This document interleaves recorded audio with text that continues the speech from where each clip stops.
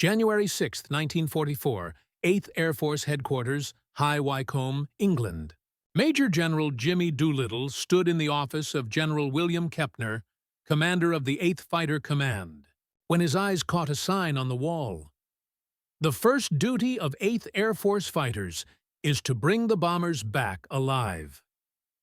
Doolittle read it twice, then turned to Kepner and said quietly, "That sign needs to come down.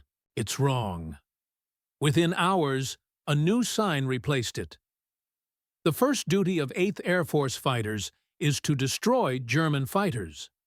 That single decision would rewrite the rules of aerial warfare, shatter the Luftwaffe within months, and secure the skies over Europe. What began as a simple change in wording would become one of the most consequential tactical revolutions of World War II. A transformation from defense to total air domination. The crisis had been building for months. On October 14, 1943, 291 American B-17s struck Schweinfurt, Germany, targeting ball-bearing plants critical to Nazi industry. The mission was a success, but the cost was horrific. 60 bombers didn't return, 17 more were beyond repair, and over 600 airmen were killed or missing in a single day. The survival rate for bomber crews plummeted so low that completing the required 25 missions was nearly impossible. "We are being slaughtered," wrote Lieutenant Robert Morgan, pilot of the Memphis Belle. "The fighters turn back at the German border, and we fly on alone into hell." The problem was painfully simple. American P-47s and P-38s didn't have the range to escort bombers all the way to their targets. Once they turned back, the bombers were left alone against swarms of German fighters. Messerschmitts and Focke-Wulfs, armed with 30mm cannons that could tear apart a B-17 with a single hit. By late 1943, the situation had reached a breaking point. General Henry Hap Arnold, commander of the U.S. Army Air Forces, warned that if the German Air Force wasn't destroyed soon, Operation Overlord, the invasion of France, would be impossible. Then, in November 1943, the solution appeared in the form of a sleek silver aircraft, the North American P-51 Mustang. Powered by a Packard-built Rolls-Royce Merlin engine, the Mustang could fly farther, higher, and faster than anything in the Luftwaffe arsenal. With drop tanks, it could escort bombers deep into Germany and back. Captain Chuck Yeager of the 357th Fighter Group described it best. "The P-51 is faster, climbs better, and turns tighter than anything the Germans have. For the first time, we can go wherever the bombers go and fight when we get there." But having the range wasn't enough.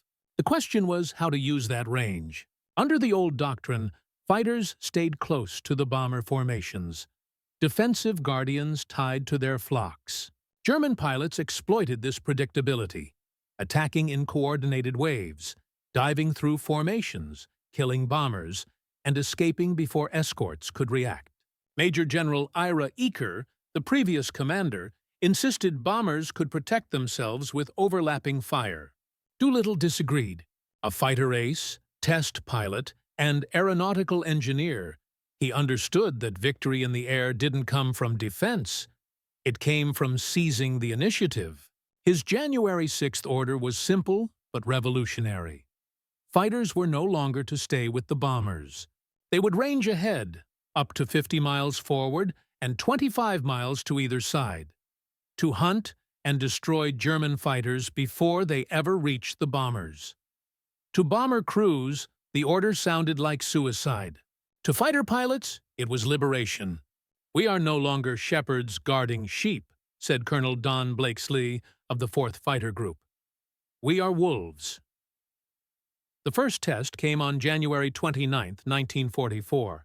During a massive raid on Frankfurt, P-51s from the 357th roared ahead of the bomber stream and caught a formation of 50 German fighters forming up for attack. The Mustangs dove first. 13 German fighters went down in minutes. Not one reached the bombers. That day marked the beginning of the end for the Luftwaffe. Then came February. Big week. Over 6 days, the 8th and 15th Air Forces struck every major German aircraft factory in a coordinated assault designed not just to destroy planes, but to force the Luftwaffe into battle. Over 1,000 bombers and hundreds of escorts filled the skies. Major Erich Hartmann, Germany's top ace, saw it for what it was.